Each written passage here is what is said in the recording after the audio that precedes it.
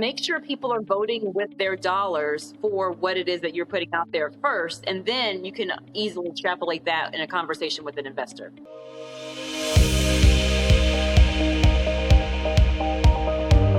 Hey, welcome back to another show. We are so excited today to have Courtney on because she is going to blow your mind with what she's doing to the beauty industry. Courtney, will you please tell us who you are and what you do?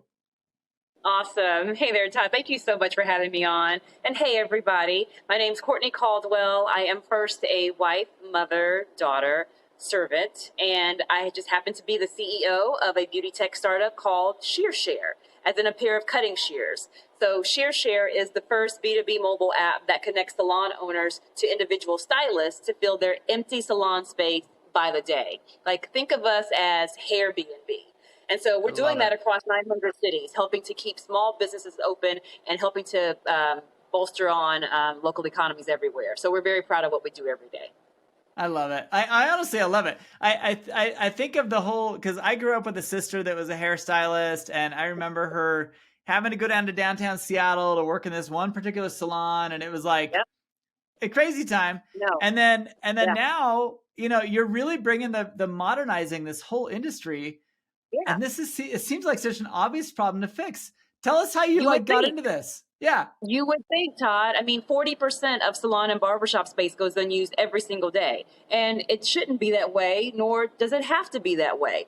And so as my husband and I are from the industry, my husband, by the way, is #1 best-selling author for how to be successful in the industry. He's been a celebrity barber hairstylist for 30 years. Wow. He earned his doctorate degree in professional barbering and cosmetology. Is actually the first African-American male member-elect to the Professional Beauty Association. So we were busy running our own, right? Like, clearly this man loves beauty and barbering more today than he did 30 years ago. But so we were busy running our own award-winning salon and barbershop in Plano, Texas, which we still have in the family today. And we were noticing that there was like this shift. Like, all of a sudden, the long list of people who we had to say, hey, the next time that nail technician leaves or that barber leaves, call me first. I want to work out of your location. Your relationship to the community, what you guys do for, you know, the city and the metropolitan area. Like, we want to work out of your establishment. No problem. So I always had a waiting list. All of a sudden, though, Todd, that list dried up. And we started to look around saying, what is going on? And as we are advisory board members at beauty schools and barber colleges, we're talking to the rising generation of stylists, and they're telling us over and over and over again, like, look, I don't want to do what you guys, the old guard, did. I don't want to work out of the same chair for 15, 20 years. I want more freedom, and I want flexibility, and I want to build my book of business on my own terms. So whatever that means for me, I'm going to go out there and find it. And we said, oh, okay, so maybe that random phone call that we got from a stylist who said, I just want to rent out your empty suite on a Friday, Saturday. Is that possible? Maybe there's something to it. And so fast forward, we ended up finding ourselves manually matching stylists to empty salon space for 3 years before we looked up and said, there's got to be an app for this. Like, where is it? And we couldn't find it. And so that was the aha moment behind ShearShare. And meanwhile, you're on vacation in an Airbnb, and the thought comes, duh. Look at all this empty space. Why aren't we using it? There's something here. Hair, skin, nails. It's everywhere. We're one of those rare evergreen industries. And we're actually the second largest industry for freelancers and independent contractors, which not many people realize. That doesn't surprise me. And probably the most scrutinized for taxes, right? Just kidding. Oh my gosh. That's a whole nother podcast. Well, I say that lovingly. I have family in the industry, and I've got a daughter who is in nail school right now. And she is, this is really exciting because I think of all the flexibility that a hairstylist or a nail, anyone in the beauty industry wants. Yeah. And now they could be like, you know what? I am going to go on a trip, but I'm going to do it for 2 weeks, and I'm going to work out of this salon in this city and just see if I can drum up some business. I mean, that's cool. Yeah. That's right. Kids these days are using, TikTok and Instagram and whatever else, right? They don't need us anymore to help build their book of business. They're finding people to serve on their own. And so, bravo. I love it. No, this is fascinating. Yeah. So it's very clear who you serve. It's very clear what you do. And Yeah. by the way, those listening, go check out the website at ShearShare.com, because on the website, it has a look and feel that's very familiar to you if you've ever Airbnb'd. And the Airbnb is just an awesome model. I love this. Really cool. Yeah. Really cool. Thank you. Thank you. So now you've had a journey, because Yeah. you were based in Texas, and you are now part of a program. I mean, obviously you want to grow and scale this thing. Tell us Yeah. about what you've done to grow and scale this thing, because it's kind of a fascinating journey. Yeah, it's crazy. I mean, I never thought that we would have left the state of Texas, but we moved from Dallas to Buffalo, New York, by way of the 43 North startup program. And so if they choose to invest in you, they ask you to relocate to the area for 12 months. We've been here for a little bit longer than that. And we are loving the not only the capital that came with the startup win, but also the relationships and the advice as it relates to hiring and being able to get additional PR, and the expansion opportunities here, because we're so close to Canada, means that ShearShare will be international pretty soon. Woo! That's awesome. That's awesome. Yeah. So with that, I mean, that comes a lot of stuff with that. I mean, you just like unpacked a lot of stuff. So let's talk about this for a minute. So first of all, you knew you needed to raise some money. You wanted to raise some money. Why? What drove you to that need? And what were you thinking? Like, what was the initial ambition for wanting to raise some money? Oh, Todd. Well, first of all, we started out bootstrapping ShearShare for like 3 years. Honestly, when I was working at Oracle, my husband is the entrepreneur. I was having fun working in corporate America for 25 years. Last gig before starting ShearShare was at Oracle, where I was responsible for digital demand generation and innovation across 5 continents. So I thought, okay, if anyone knows, B2B tech marketing, it's probably me. However, I had no idea about the startup world, which was crazy, because I was literally flying from Dallas into Redwood City every single month when I was going back to the headquarters at Oracle. And so I'm literally landing in Silicon Valley, but these worlds never connected, never crossed wires, until there was a lady on LinkedIn who said, hey, somebody told me to get in touch with you. And hey, the next time you're in California, let me know. So we connected and ended up going out for coffee. She is so engrossed in the startup ecosystem to where she can't even walk from her car to the grocery store without being pitched a startup idea. How funny. And so I remember my husband, when we were having this issue and talking about, okay, now we've, drained the savings account. Now we're draining the 401k. And I still clutch my pearls thinking about that. And he's like, I think what we're building is that word startup that lady used when you went to go meet her for coffee. Like, call her up and see what, advice she has for us. And thank goodness we did, because she ended up helping us to navigate through this whole new world. We started going to pitch competitions, which I had no idea even existed. Yeah. The very first one that we entered, we actually won. That ended up taking us to one of the startup accelerators, 500 startups, or now 500 global, Y Combinator Fellowship. And then after that, those couple of programs, we officially launched and started raising money, because we saw what we were able to do as a team of 2 back in the day for ShearShare, now being a team of 10. And we knew that we needed capital in order to run this race really, really quickly and to truly own the market. We didn't feel like anybody else was going to have the type of considered care that we do for this industry. And we knew what we needed to do to be successful, not just for ourselves, but all these other small businesses or small businesses of one that we were then supporting. And so thank goodness, we had some amazing investors like Mark Cuban behind us, and Steve Case, founder of AOL, and Arlen Hamilton, of course, 43 North. The list goes on, but it's been a wild ride. And I'm very grateful, actually, that we bootstrapped first before we started fundraising. Yeah. Yeah. No, that's so cool. So you were revenue positive before you started raising money? Yes, we were, because it was just the 2 of us. Dude, hey, listen, I just had to ask, because I tell you what, I don't know what the deal is nowadays, but I feel like everybody's trying to raise money before they even have a single client. You know what I mean? Yeah. And I love that you bootstrapped. I love that you got some client onboarding first. I love you got that experience, and then you went to raise money, which is awesome. But I think that's the way everyone should be doing it. And for those listening who are thinking about raising money, raise some clients and then raise some money first. Yes. Make Next, sure people are after. voting with their dollars for what it Right. is that you're putting out there first. And then you Right. can easily extrapolate that in a conversation with an investor. I just wanted to take a few seconds to tell you about a program that we have assembled with a lot of our podcast guests and a lot of people who are listening to the show who are feeling the same way that they do. There's a recurring theme. You'll hear a lot of these founders talk about, I couldn't have done it without my team. I couldn't have done it without a support group of peers. I couldn't have done it without having someone to talk to that understood my feeling of isolation as an operator of my business. You see, you're not alone. It is hard running a business, and it's even harder when you know you can't express all your deepest concerns and frustrations with your executive team. It makes them nervous. It gets them scared. You don't want scared people on your executive team. So where do you turn? The Captain's Council is where you turn.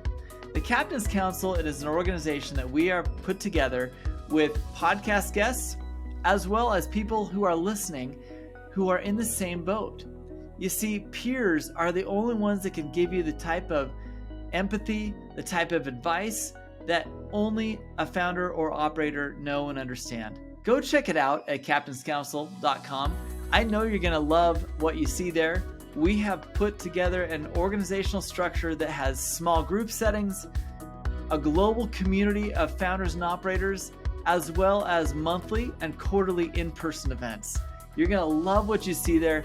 I can't wait for you to 100%. 100%. So tell us about that though. I mean, becoming part of, that whole network inside of Silicon Valley and then moving into New York, how is it different, by the way, the East Coast, West Coast vibe, right? It is. And tell us what you prefer about either one or the other.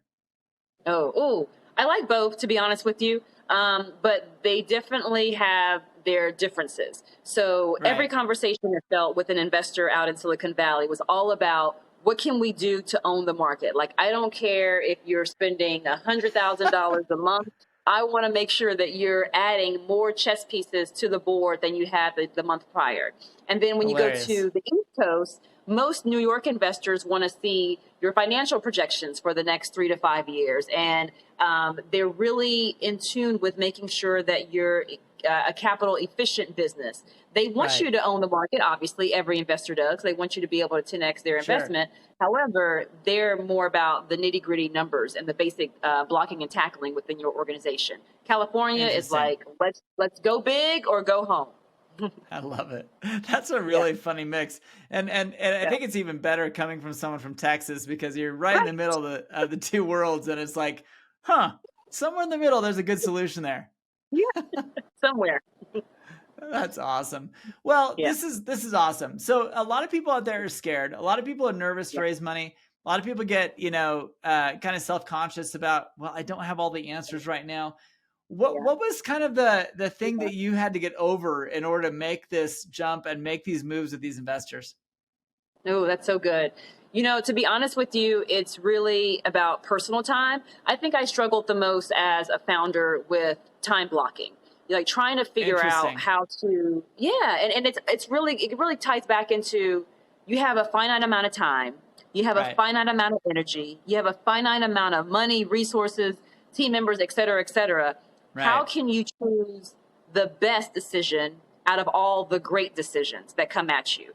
And so if you take the time to time block and figure out, how can I box my time and my energy so that I am focused on being super efficient and super productive according to topic A, and then I can now change my brain waves and start thinking about topic B, that has been really, really, really helpful. But even then, it really ties back into making sure that you are the healthiest you can be, because honestly, like, your business is only going to be as healthy as you are. And so if I'm walking around Snickers bars every day and drinking, a bottle of wine at night and trying to subsist off of like 2 hours of sleep, like, first of all, none of that is attractive. And that is not at all going to get you across the finish line faster. It's all of those daily, non-sexy disciplines that you have to have in order to figure out, one, what's the best way for me to time box my time? But then Right. also, how can I make sure I am giving myself like a brain hack so that I have this unfair advantage when it comes to making decisions and making the best decisions for the company? And so you got to I make love sure it. you're eating well. You got to make sure you're hydrating well. You have to Yeah. make sure you're moving well, even if that for me is like pushing back from the computer and taking the dog Yeah. for a walk sometimes. Like it's not, Yeah. doesn't mean that I'm in the gym for 2 hours a day. It just means I am not staring at a screen or on a phone call with someone. I Love also it. need to sleep well. And I tried the whole sleeping 2 hours a day, like just to get me an extra edge across the competition, but that doesn't really help. I found out that working with my therapist for sure, I need 8 hours of sleep a night, and Yeah. that delivers back into the world the best Courtney that I can be.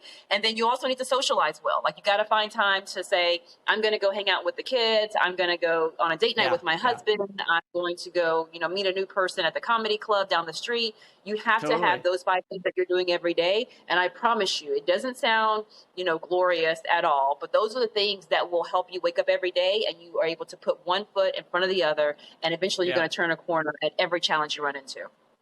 Love it. I love that advice. That right there is a podcast in and of itself. I truly believe that what you said is the gospel truth. Like when you think about what it takes to be an entrepreneur, what it takes to grow a business, you got to be sharp. You got to be rounded. Yeah. You've got to be like, you've got to have that balance between family and work. Otherwise you just burn out. And people say that all the time, but until you burn out, you really don't understand what that even means. And I know. it's horrible. Burning out is horrible. It's so horrible. I burn out in corporate America, and I was that person who would stay up, Right. literally working like 20 hours a day, Todd. And it got me pretty far. I was able to add teams to my plate who were in Tokyo and in Bangalore and in Australia, whatever else. And so it was wonderful, but I was dying literally like on the inside. And so thankfully I was able to take those learnings, the things that I didn't want to copy and paste into the startup world, and said, no, I know how I am as a better person, a better leader, a sharper leader, a more emotionally present leader. And I want to be that for this team called ShearShare. Yeah. Love it. Love it.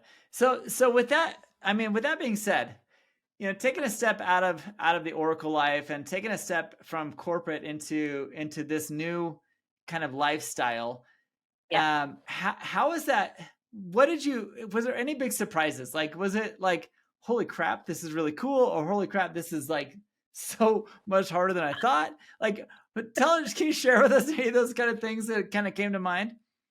I want to say, and I know for sure, not even I want to say, I know for sure that I say on a daily basis, wow, this is really cool. More so than I say, oh crap, that's really hard. And I remember the first day that we started ShearShare, you start thinking about things that you didn't have to think about when I was at Oracle. Like when I got to Oracle with my new job, somebody would hand me a laptop. They would remind me of the pay schedule and how much PTO I was able to negotiate remind me of all my benefits. At ShearShare, like you have to, when you're starting a company, you have to create all of those things. So you are legal, you are HR, you are having to figure out employment tax benefits state to state. Yes. You're having to hire, you're having to vet vendors, you're having to all the things from buying a laptop to creating a website to setting your legal structure for your business, determining what's best for you. And so I think those are things that kind of surprised me. So this is really cool because I love your story. I love where you've come from. I love what you've been able to do. And I will have to say, when I speak to people who are new into entrepreneurship or newer business leaders, the most common thing I hear is exactly what you just described of, I had no idea the burden of knowing that I have to carry like my decisions mean whether these people that work for me are going to get paid this month or not. Right? Yeah, these are whole families that depend on this paycheck, at ShearShare. And so that's so important. Like that in itself is a weight, right? But then you have this bigger vision that you have for the company and the people that you get to serve every day. And that's a weight. And so if you're a person who is not comfortable with carrying really heavy weights, this is probably not the best place for you. It's not for the faint of heart. Yeah, for sure. No. Well, and it's different what you're doing than what a lot of people do. The thing I love about your model is that even with just 10 people right now on your team, you've been able to branch into 900 cities, right, with your software. Yeah. And that is a Yes. huge congratulations. I mean, that is just so cool. Like way to go, right? And so when you get into 900 cities and you're managing all these different properties and managing different stylists and different people, like you're really targeting two different brands, right? You're targeting the operator, and you're targeting the real estate part of the whole equation. Mm-hmm. Which side is harder to market to, and what are you seeing in terms of like messaging wise? What is it that you're trying to do to catch both targets? Yeah, that's a great question. So I would say it depends on the day of which one is more difficult, the supply side, which is the brick and mortar, or the demand side, which is the independent professional. Right. We just listen intently, to be honest with you. We listen intently to our customer advisory board and to how people are choosing to maneuver on the app. So much so to where we eventually called up Lloyd's of London, and this was through a cold email. We called up the world's largest insurance company and said, hey, you know what? It's really hard out here for independent stylists to get professional liability insurance. What can you do to help? And we courted them for 2 years, Todd. But all in all, ended up being a great relationship because they helped us pioneer daily liability insurance. So for $5 a day on the ShearShare platform, I know. For $5 a day on the ShearShare platform, your daughter, who's about to graduate from cosmetology school as a nail tech, she can get up to $1 million in coverage in professional liability insurance, and it doesn't exist anywhere else.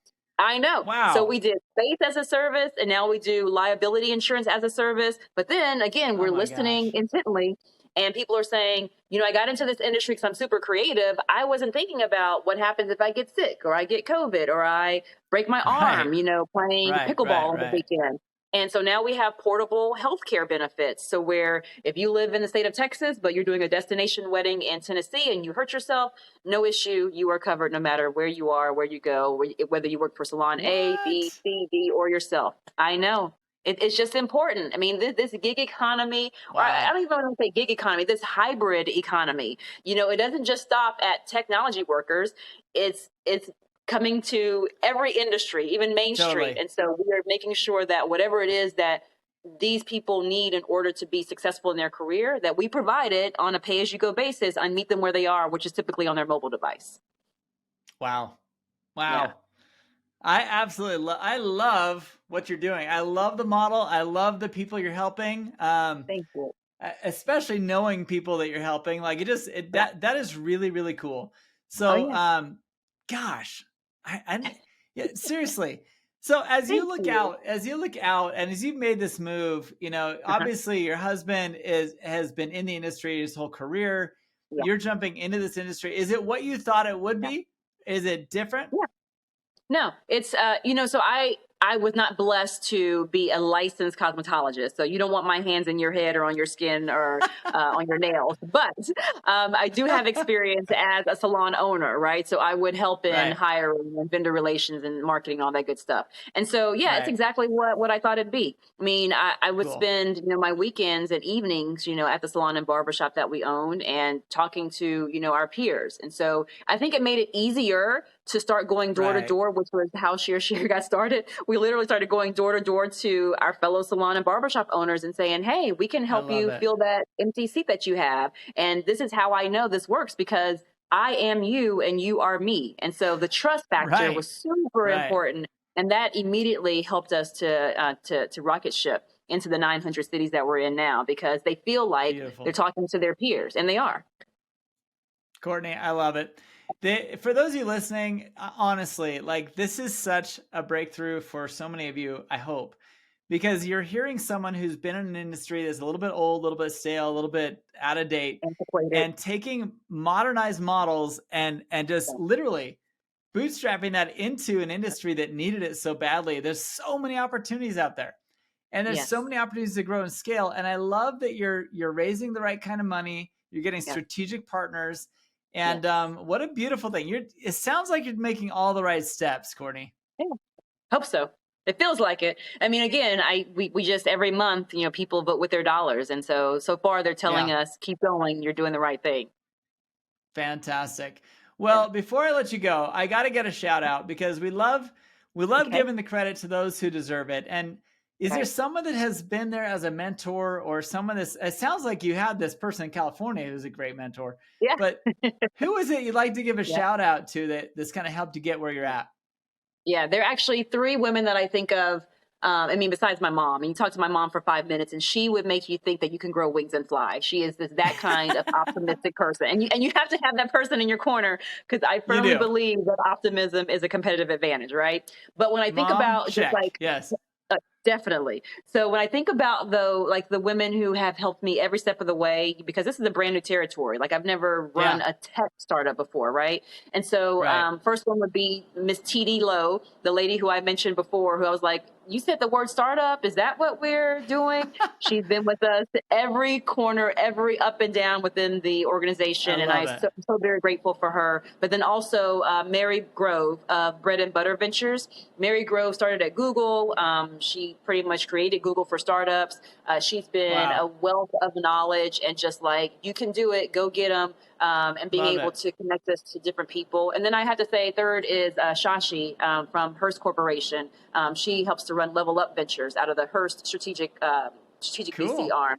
And these women, I tell you, like, if there's a bad day, I can text any one of them at midnight, and any one of them would come back with some kind of words of wisdom or like a pointing in the right direction, and it's always been super helpful. So yeah, I love it. Now I'm not gonna point fingers, but it sounds like all these are West Coast.